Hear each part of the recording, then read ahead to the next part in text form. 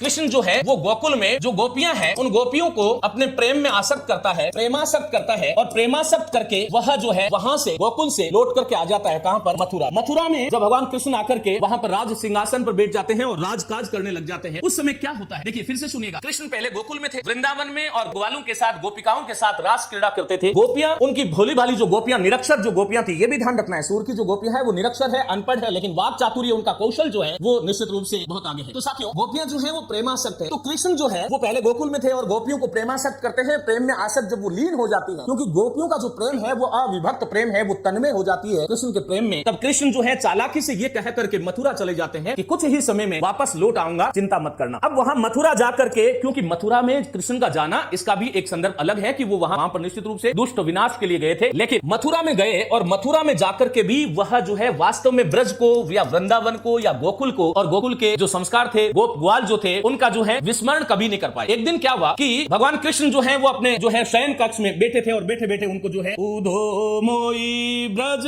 बिसरत नाही, उधो मोई ब्रज बिसरत नाही। ब्रज की उनको याद आती है, जब सुधी आती है, स्मरण आता है, वो रोने लग जाते हैं। उसी समय उनका अंतरंग सखा कौन है? उनका एक अंतरंग सखा, और उस सखा का नाम क्या है बोलो? उद्धव है। और उद्धव जो है वो आपको ये ध्यान रखना है कि उद्धव को प्रेम की भाषा समझ नहीं आती। उद्धव जो है वो योग की बात करते हैं, उद्धव ज्ञान की बात करते हैं, वैराग्य की बातें करते हैं, और वह जो है प्रेम की भाषा को नहीं समझते हैं। और वहां पर जो है उद्धव कृष्ण से कहते हैं, हे सखा, तुम अब बच्चे नहीं हो, तुम्हारा बालपन बीत गया है, तुम राजा हो, तुम्हारी आंखों में आंसू क्यों है? तो वो वहां पर कृष्ण कहते हैं कि उद्धव मोई ब्रज बिसरत नहीं, उद्धव मुझसे ब्रज जो है मेरी आंखों से कभी जा नहीं सकता, वो कभी दूर नहीं हो सकता। और ऐसे में क्या होता है साथियों कि वह कृष्ण को जब समझाते हैं तो क्योंकि प्रेम की भाषा उनको समझ नहीं आती थी, उद्धव को, वो योगी था, वो ज्ञानी था, और वो वैराग्य था, वो योग की निरस बातें करता था। लेकिन कृष्ण जो थे ना वो क्या थे बोलो? कृष्ण योगी भी थे, ये बात सही है, कृष्ण जो है योगी थे, और कृष्ण जो है वो ज्ञानी भी थे, लेकिन योगी और ज्ञानी से बढ़ करके कृष्ण जो थे वो क्या थे बोलो? प्रेमी थे। और उद्धव को अपने ज्ञान का बहुत घमंड था, अहंकार था। कृष्ण को ऐसा लगा कि भाई ये हमारा जो है मेरा दो काम हो सकता है। क्या? भ्रमर गीत एक दूत काव्य है, ये भी ध्यान रखना। तो कृष्ण ने ये सोचा कि मेरा ये मित्र है, जो अंतरंग सखा है, इसके योग, ज्ञान और वैराग्य का जो घमंड है उसको मुझे चूर चूर करना है, और साथ ही मेरा काम ये भी हो जाएगा कि ब्रज में जाकर के, गोकुल में जाकर के ये सारा वृतांत भी मुझे सुना देगा। नंद बाबा कैसे हैं, वृषभानु कैसे हैं, मेरी प्रेम दुलारी राधा कैसी है, मेरी गोपिकाएं कैसे हैं, मेरे ग्वाल कैसे हैं, ये सारी चीजें वहां ब्रज की जो है खोज खबर भी लेके आएगा। लेकिन साथ ही इसका योग का जो बुखार जो उसके मस्तिष्क पर है उसको मिटाना भी जरूरी है। और इस चाल के तहत कृष्ण ने जो है कहां भेज दिया? उद्धव को जो है गोकुल भेज दिया, अर्थात वृंदावन भेज दिया, अर्थात ब्रज की भूमि में भेज दिया। अब वो वहां जाकर के और किस प्रकार से उसको जो है आगे जो चीजें करनी है उसका जो वर्णन जो है वही क्या है? भ्रमर गीत सार है।